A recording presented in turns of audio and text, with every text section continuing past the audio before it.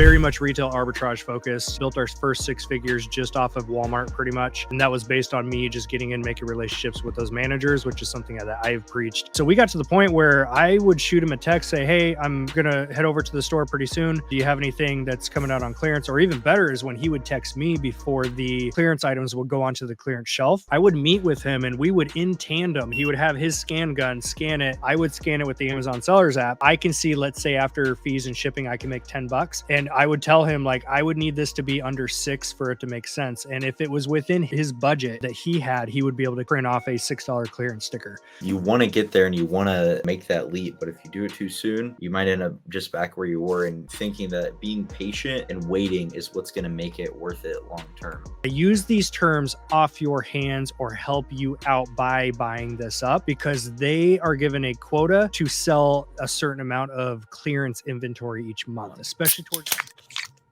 Cheers. Cheers, boys. Gombe. Welcome back to the Dough Bois podcast. I'm your host, Logan, joined by my co-host, Joshua McGill. And today we're also joined by special guest, Chaz from the Side Hustle Network. He's also owner and operator of Network Prep. So today we're excited to bring him on, talk about his background and various ventures that he has going. So Chaz, thanks so much for joining us. Awesome. Thanks for the invite, guys. Appreciate it. Of course. And I think you might just be one of the coolest guests we've ever had based on that play button that I see back there. Okay. I'm like, which direction is this going? Yeah, that's super cool. Yeah, so we were talking about how Chaz is one of the OG content creators in this space. So yeah, super excited to have you on here. Would love it if you could kind of start us off talking about your background and how you got into this space. Yeah, for those of you that may not be familiar with who we are, so it's usually my counterpart and I, my wife Trista. We've done this whole thing together for the last 8 years. Since 2015 was my first FBA shipment. So our background, in a nutshell, like most people, we started out of our garage. Spare bedroom, kitchen, dining room table was my first FBA shipment. We did that grind out of our garage with Amazon and eBay for the first 2 years. From there, we upgraded to just a little 500 square foot office space. Nothing big, by no means nothing fancy. We hustled out of there for the next 9 months. The landlord around the corner had an opening in 1,000 square feet, so we migrated up to that. This is the same time frame, and it was just all Amazon FBA, very much retail arbitrage focused. Built our first six figures just off of Walmart pretty much, and that was based on me just getting in, making relationships with those managers, which is something that I've preached for 8 years now. It's not just go scan what's on clearance, go make friends with those managers. It will make your RA life a lot easier. So that's what our whole foundation was built off of. We built up eBay just based on customer returns, stranded inventory, etc. My wife then got very heavily into the thrifting world. At this point in time, I had zero desire to do eBay. Take my own photos and create my own listing was just like, bleh. For those of you Amazon FBA minded, you know what I mean. It's nice just to label some stuff, put it in a box, and it's gone. It's not taking up space in my house. So we hustled that whole montage throughout that whole time. And then this is 2020, COVID kicks in. We have my wife and I are now doing this full time. Both quit our jobs in 2016. I was a massage therapist, personal trainer. She was in the medical field. So we left very good careers, but they were both very much careers that were based on trading our time for money. And most of you that are in the Amazon world now understand that click that happens when you can now start to use your cash to make more money. So we had that same thing happen, left those careers. We, at this point in time, when COVID kicked in, had both of us doing this full time for ourselves. We just had our little girl. We have 2 kids. So we just had our little girl in 2019. So she was still very young. And then COVID kicks in. We had, I guess I should say, we have 2 part-time employees at that point in time. We had one gal that was doing our photos for our eBay, training her how to do listings. And I had one guy helping me out part-time just for prep for our Amazon stuff. That's painting the picture of the launch of Network Prep, which is our 3PL, our prep center now. So COVID kicks in. And for those of you that were doing FBA back in early 2020, Amazon put on a gate, basically, unless you have essential products, you cannot ship them in FBA. We were very heavy in toys and electronics. So our business on the FBA front just took a massive tank overnight. Unless we were doing FBM, fulfillment by merchant, which, you know, you can hit for sure and make profit, but the volume is just not there for our business model at the time. So we decided, based on throughout this whole journey, we documented Side Hustle Network over on YouTube. We our whole journey. If you go look back at our old vlogs, we have vlogs from our garage in the first little warehouse space, the second warehouse. So we have vlogs throughout this whole journey.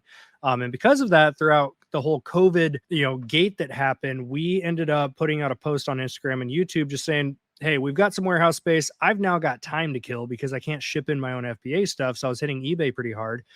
We are contemplating the idea, not at the time a prep center, but we have an extra set of hands, which was one of our employees that now needed work to do. My prepper had no work to do, and I felt horrible. So I didn't want to fire him. I want to keep him on staff, figure out something for him to do. So I did this post on Instagram, YouTube, and said, hey, just looking for like 2 people that want to use a prep center, and we're looking to get into that market and just test and see if it works for us.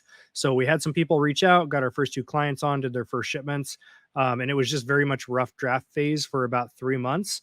And once we got to the point of capping out weekly what we can physically handle just based on client load at that point, is when we decided if we're going to do this, it's going to be done right, and it's going to be given the right amount of time and effort that it deserves. So then we upgraded and got a 2,000 square foot warehouse down the street, and we got 2 more employees, and we just put fuel on the fire.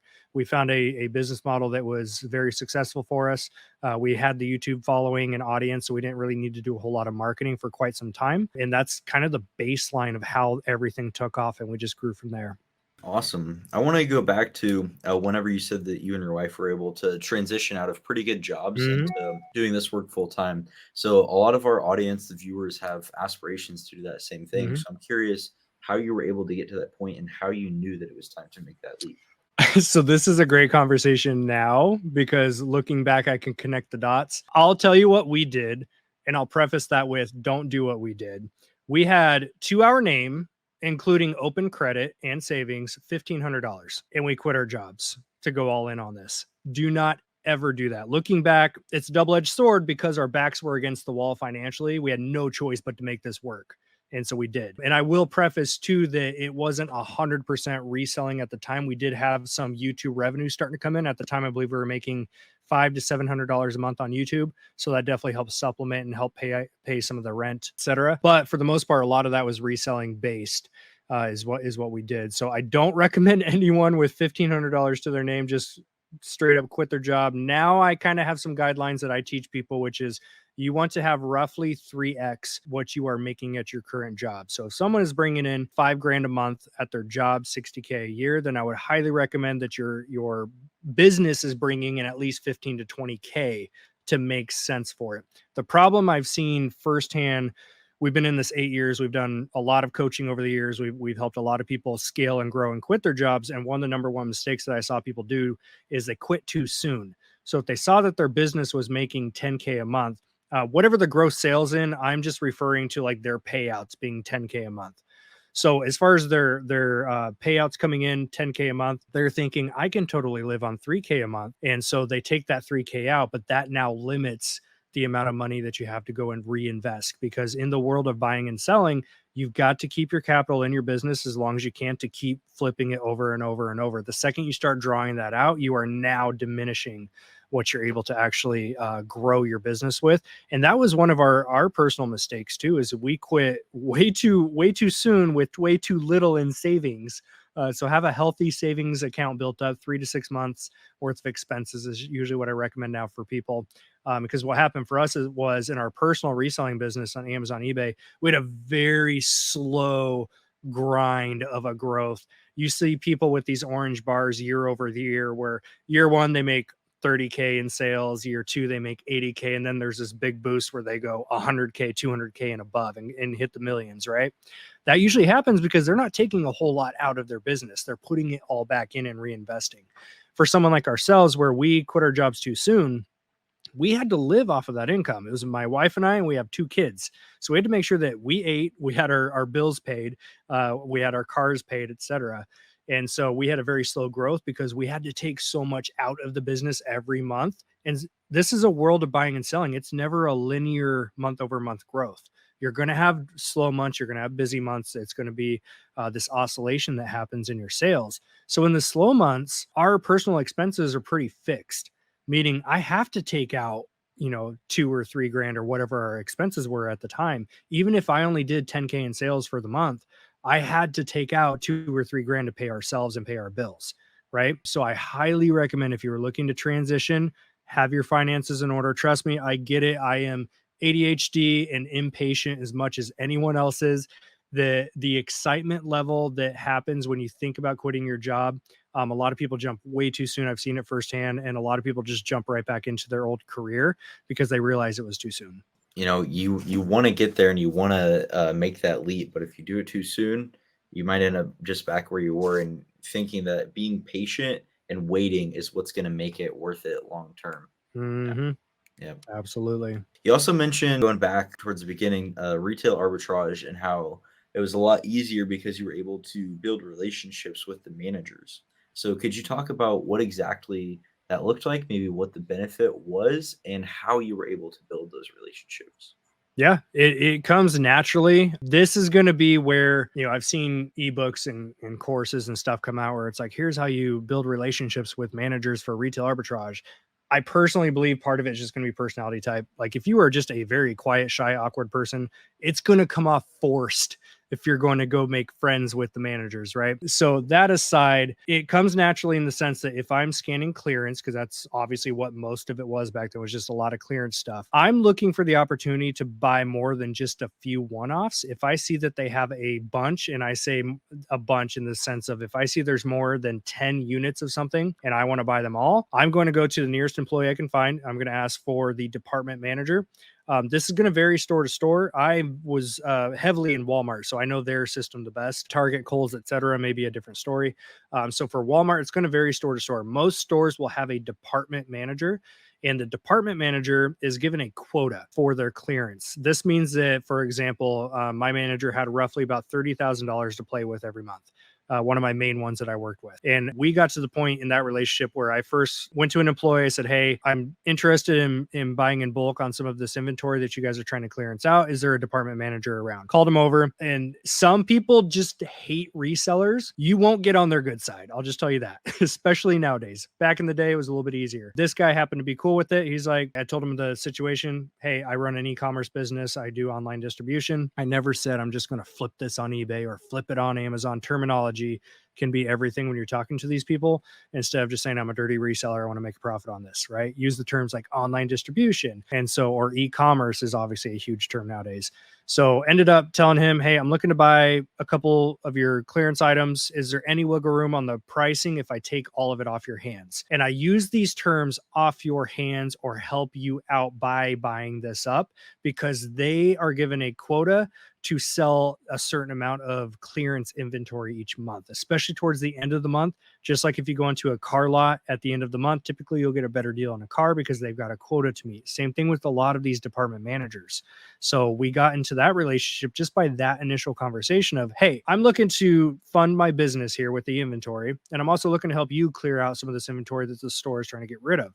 That's a fair game. And so we got to the point where I would shoot him a text, say, hey, I'm gonna head over to the store pretty soon. Do you have anything that's coming out on clearance? Or even better is when he would text me before the clearance items would go onto the clearance shelf. I would meet with him and we would, in tandem, he would have his scan gun scan it. I would scan it with the Amazon sellers app, and I can see, let's say after fees and shipping, I can make $10.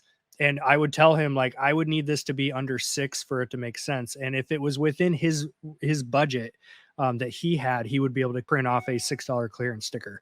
So working in tandem with a manager was probably the highlight of my RA career. Yeah. And that was not just one dude. That happened multiple times with different managers because it took time and consistency in building that relationship. It wasn't something that happened overnight. A lot of these relationships took 6 months plus to build to get to that point. But when they get to the point of seeing your face in there often, and just normal employees too, be nice. It's tough because you can't just hand them cash as a tip, right? A lot of them won't take it. It's against policy. If you bring in gift cards to coffee places, if you bring in donuts, even if they say like, oh, we can't accept gifts, I would bring in donuts, set it on the counter, be like, well, they're yours now, they're not mine. I just walk away, right? So just be friendly and just make friends with those people that you see often. Yeah. And you said, it can take 6 months. That just goes back to the point of like when you want to quit your job. These things are worthwhile, but they take time. You have to be patient and be willing to work at them, and that's what's going to make them so worthwhile in the end. And yeah, I kind of built up whenever I was doing a lot of RA some of these relationships too. I never got like the terminology down and stuff like you described, so that's a really good tip.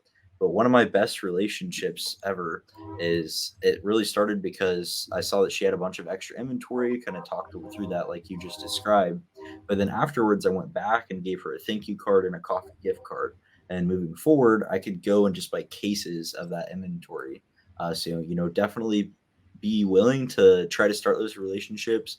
And you also mentioned that you're going to get, managers and employees on both sides. Some will hate you, some will love you, but you're never going to get to the ones that love you if you don't have the courage to ask in the first place. Yep. Absolutely. I would have some, like I would try to talk to the manager for a discount and they'd be like, they're already on clearance. You can pay that price or get out Oh of yeah. here. But then other stores, I'd walk in the door and they'd be like, oh, you want me to go get you a big, tote so you can just take as much as you want. So you Yep. definitely see both sides. Yeah. I think the ratio I came up with at one point, because I was kind of keeping track, for every 5 people I talked to about me buying more or getting a discount or something like that, or just acknowledging like I am reselling this, it was about 1 out of 5 would be chill with. The other 4, the same thing. I've had people literally, how long have you guys been selling? I want to take a quick moment to interrupt the podcast and talk about this video's sponsor, OA Alphas. OA Alphas offers high quality leads lists to help you grow and scale your online arbitrage business. Whenever I started getting into online arbitrage, leads lists were foundational for helping me understand the OA business and growing my business to its height. OA Alphas allows you to get profitable online arbitrage product leads every single day, Monday through Friday, in exchange for a set monthly fee. If you're looking to grow your online arbitrage business or gain back some of your time or learn more about OA, then I highly recommend you check out the link down below to visit oaalphas.com and start receiving those profitable leads every single day. Thank you, OA Alphas, for sponsoring this episode. 3 years. 3 years. Around Okay, there. so this was probably a year before, or no, this would have been. This is one of those moments I just realized, like, this was a lot longer ago than You're I an thought. OG. The year of the Fingerlings was 2017. Was that 17? I don't 18? know. Man, so the year that the Fingerlings, you guys know what Fingerlings are, right? No. Oh man. All my OGs are just gonna be laughing at this episode right now. So Fingerlings are those little monkey toys that wrap around your finger, right? You don't see them around too much right now. But if you do some research on these, look at Keep on Fingerlings. I was around hustling when these things came out, and I ended up getting a hold. They were $15 retail. Certain ones, this is as old as Toys R Us was a good source for this. There was a special edition unicorn one that was only sold at Toys R Us, and that at the peak, I think I sold for $80. Wow. $60 to $80 was that range on that one. They were $14.99 to buy. They had, certain ones went really well, like the black one. There was a blue one that did really well, purple, pink, the unicorn. They eventually came out with a panda edition, all kinds of stuff. But point being, I ended up selling about 600 of these total. And I would load up the carts in Walmart, and Target specifically came out with a lot of them. There was one time my wife and I went in there, we filled up an entire cart. There must have been 60 of these things in there. We cleaned them out, took them up to the front. And with Target, obviously they're not reseller friendly, always self-checkout, always headphones in. So people think you're not listening, even though I didn't play music. I wish this was on video, but we're pushing the cart and out of nowhere, we just have, excuse me, sir, you need to go put those back because we're not selling them in bulk. Storefront manager comes along, huffing and puffing. She knew what we were doing, which means they were definitely watching us when we were clearing those off the shelf. So she was very quick to meet me up the front, and she literally made us turn around and go put them back. I'm not advising towards this, but what we did at the time is we went back to the toy aisle and we just hid them behind the Legos.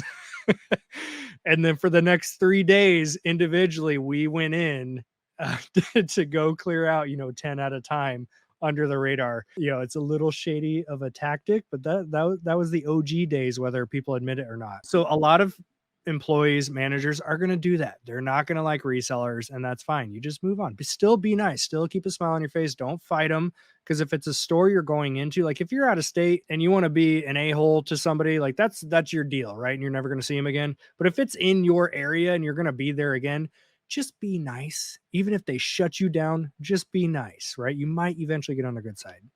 It's crazy. Go back over 3 days to get them all. Oh, dude, I've What got do we so say, many of Josh? these Target stories. the Lit spend on the money? We're not selling in bulk. We don't want your money. Like what? That doesn't make any sense. No, that's the Take my part that credit card. never made sense to me is Yeah, I'm they don't not want money. asking for a discount. Right. I'm Paying paying full you your price. asking price, and I'm going to Yep. give you your revenue right up front. Yep. Yep. It's insane to me. Order more. Obviously, I'll come buy it. Like what's your Exactly. problem? So a little side tip is what I did then was I hired two shoppers. So I knew Yep. exactly in this. So this is a huge Q4 tip specifically because now we're just getting into that swing of there's some hot toys kind of taken off, but we haven't figured out what that hot toy or toys are going to be exactly yet. Yeah. If when that kicks in and we discover, well, okay, here's the top 1, 2, 3 toys that are absolutely going to make a profit, start hiring shoppers to go get those for you. So the reason I was able to sell 600, I only sourced about 250 myself. The rest of it was between my two shoppers. I would buy them for $15 and I would give them a $5 profit for every single unit. So I'd hand them $20 per unit that they brought me because the average ones, the low end was like $40. So I was definitely making money on those. They were making money a lot. They were two stay-at-home moms that just wanted some side income. They had no desire to sell online. They don't want to do that hustle. So it was just cash for them up front just by going to Target and getting some of these monkeys. So now going into Q4 this season, if we start to see these hot toys pop off, put out a word to your friends or your family like, hey, if it's within your budget and your wiggle room on your profit, like, hey, I'll give you $5 profit per unit that you're able to go find. So that's exactly how I was able to do that. I would have these guys just drop me off a couple hundred units at a time. So it was pretty sweet. I've heard a lot of people enlisting like family or extended family to do that because then you don't even necessarily have to pay them. Like sometimes you do, but just like, grandma, go in there and buy this Lego set for me. Like just stuff like that is just like crazy. Yeah, it's true. No, anytime I ask my family to pick up anything, because I still do it, right? I'm in Texas now. I forgot to mention that. So we came from Oregon, which is where we grew up in. Network Prep Oregon is tax-free, so it's OA focused. We have a manager and a whole squad up there are working that business, and then we moved down to Texas. So if I know that there's good items to buy, especially using BrickSeek, I'll hit up my family and be like, hey, if you guys are in Walmart and you see this, let me know. And a lot of times that's what happens. I offer to pay them a portion of the profit, like split it 50-50 or something. And my mom and my sister are both like, no, it's fine. It's fine. Don't worry about it. Cool. So yeah, let's go ahead and transition into talking about the prep center operation. Yeah, for sure. So what is Network Prep and who should use it? Network Prep is now we can say very much a family run business. A lot of people shy away from hiring friends and family, and I totally get it. We actually have 75% of our employees, and we're not a huge operation by any means. We're still very much a small business. We have 10 employees total. So I guess about 60%. 6 of them are family, whether it's a second cousin or within the family circle. So we as Network Prep like to now pride ourselves on we are a small family run operation that is specific to Amazon sellers. The Oregon location focuses just on OA because it's tax free.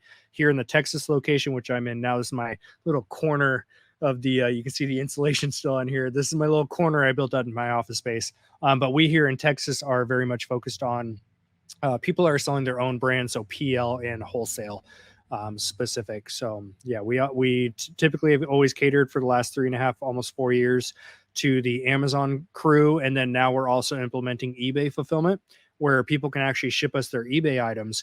We will take the photos, do the listing, and ship it for them under their own account too. So it's not like a typical consignment model, which is shipping under my account and then we split the profit. It's just a flat fee, just like an OA prep center would be. So we started doing that for eBay fulfillment, and now we're also working with Shopify and Walmart as well. You said when you first started this, you got like 2 clients on a trial basis, and you had your prepper that you didn't want to fire. Was the prepper family at the beginning there? That one was not. That one is actually one of my favorite employees. He's no longer with us because he upgraded. I'll explain that. He was at the time, a 16-year-old kid that we met in Starbucks. So we did at the time, because this was before we had an office space. Was this in Oregon? This was in Oregon. Okay. Yep. Everything started in Oregon. We only moved to Texas about 1.5 years ago. So still very fresh down here. But yeah, so we put out an ad that, hey, we need someone to come into our garage and prep a couple days a week. And we sat in Starbucks for 3 hours and interviewed like 5 people. And this kid, and we're talking like, I had people come and sit down that are like, I've been doing eBay for 15 years. I know e-commerce. Like, they had all the right things on their resume. But this kid sat down, 16 years old. Tell me about yourself. He's like, I'm going to be a pilot. I'm like, okay. There was no, I want to be, it was very stern. Like, I'm going to be a pilot and I need to make money so I can pay my tutor to take me up into the air and teach me how to fly. On the weekends, any side hustle money he can grab, he was paying a guy $140 to take him up in a small plane to teach him how to fly. And I literally right then and there, like, the interview was done for me. You're sold, you're hired. And so finished up the interview. He walked out. I emailed him when he sat in his car and I said, hey, when can you start? Disregarded all the other ones. And he was with us for 3 years. So he went from prepping our own stuff for a year. He was part of the beginning crew of Network Prep. He saw this whole thing grow. He helped us come up with the logistics part of it. And then he eventually got to the point where he saved up enough money through working for us. He needed 10 grand cash. He saved it up by himself over the course of 3 years. And he was able to go and get into pilot school. And that's why he left. And he went on that way. So that was one of those times when he gave me his 2 weeks notice. I wasn't all pissed off. I'm like, dude, go fulfill your dream. Like, that's so cool. That's awesome. You got to help us start a pretty cool company, and you get to use those funds to go do something badass. I'm like, I was all about that. Yeah, that's a really cool story. Yeah, but he wasn't family. He was a stranger off the street that met us in Starbucks. So did this 16-year-old kid, like, when you brought on those 2 clients and then you said you got 2 more employees, did he train them? He didn't at the time. And that gets into like the question of, how do you hire people? How do you let go of control? My wife and I didn't let go of control for a good year and a half. So his name was Ryan, even though Ryan was very capable, he knew Inventory Lab, he knew how to run a shipment. He could have easily trained the new people. We didn't let him just because of the control part, right? When anyone who's hired staff knows exactly what I'm talking about. Same thing with hiring a VA, right? The first time you let VAs come into your business and do things, you kind of want to watch and control every little thing. We very much did the same thing with the prep center. So we didn't let anyone train anyone else for a good year and a half. It was just my wife and I, which you can imagine led to several burnouts, being unhappy within our own business. But we eventually let go of that control, trusted the team and their skills, and we were able to step back and let them take charge. And now Oregon's been fully operating for the last year and a half. And they're not just operating, they were on cruise control for the first year that we moved down here because we had no desire to really grow that side of it. Now the last 4 months, month over month, they are now actively growing. And we're actually looking to double the size of that business up there. And that's without us being in the business. I handle any fires that need to be put out. Any mistakes that might happen come into my Slack channel for the client. So I take care of the client management side if needed. And we do have an operations manager in place for most of that. And then I also take care of the invoicing, but that's 2 hours a week.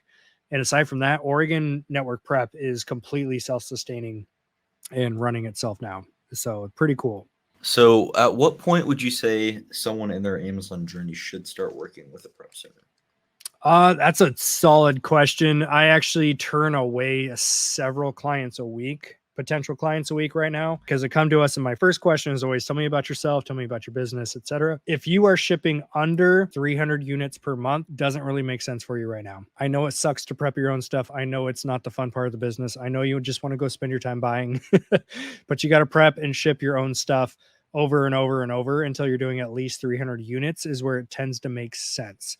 Prep centers come with a hefty cost, right? I know Logan knows this firsthand. He's had his hands in one, so he understands that, right? Josh too, right? The manager, you both fully understand that there's a lot of cost involved with it. So a lot of people say, oh, prep centers are too expensive. It depends, and this is going to be just, it's going to be different person to person, but the expense is because we're paying for the warehouse. We have to have workers' comp. We have to have liability insurance on the building. We have to pay the utilities.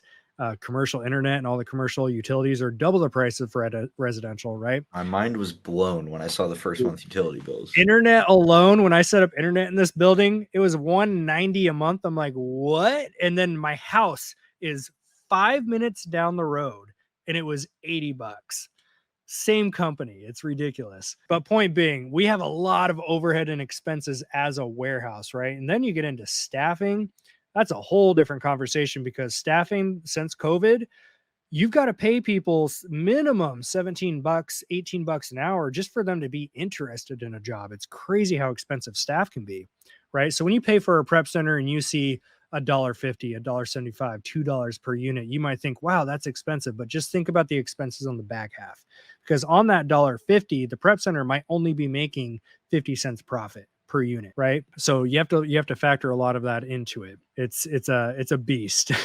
But the average person, if you're doing at least 300 units a month, starts to make a little more sense for you to do that.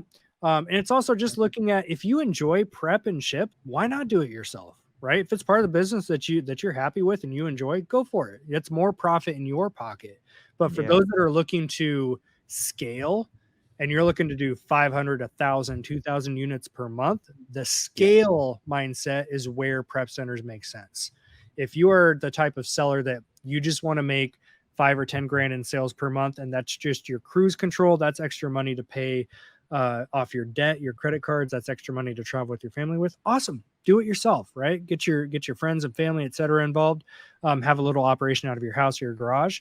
But if you're in the scale mindset, at some point you either need to outsource to a prep center for the physical labor part of it, or you need to look at getting into your own warehouse, your own staff, and go down that road. I really like that, because when you were saying like 300, I was like, that's bare minimum, because that's like, Logan wasn't even outsourced yet. That's when I first started for him, and I was just doing exactly that, working out of his garage, working out of his basement. And I would say that wasn't even like, he said it actually beautifully. Logan was like, you outsource to a prep center when you're at the point where it's taking away from your ability to grow that business, because you need that time to outsource. You need that time to just like source product. Yeah. So yeah, I agree with that a lot. That's really well said. Exactly. There's very few things that we have involved with this business.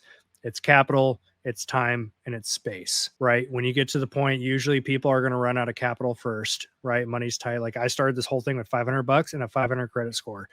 It irritates me to no end when I see people in Facebook groups and Discords and stuff like that, where people are like, how do I, what do I need to start with? And people are like, oh, I love the word, just go get a credit card. It's like, you tell that to someone who started with a 500 credit score.